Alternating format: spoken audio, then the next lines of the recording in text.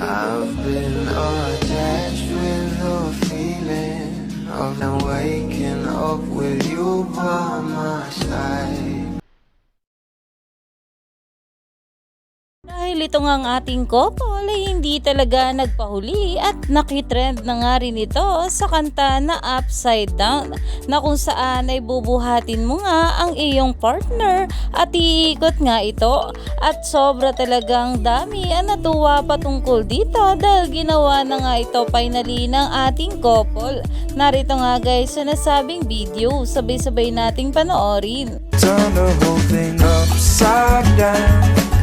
I found the thing. At yan nga guys ay pinost ng BU Philippines, at ayon nga sa mga bula, they heard us OMG. Salamat BU, they finally did the trend. So guys, please engage tayo sa mismong post. How to spot a red flag, #Donbell, na talaga namang ising-ising nga lang ito sa ating couple, at talaga namang ito ang ating Donnie ay sinisigurado na nakalanded safely itong kanyang think at hindi mahulog. At ayon pa nga sa mga bula ay Donnie and Belle posted this on their IGs. Diyos ko, upside down talaga. Continue engaging, almost 100k views na sa IG.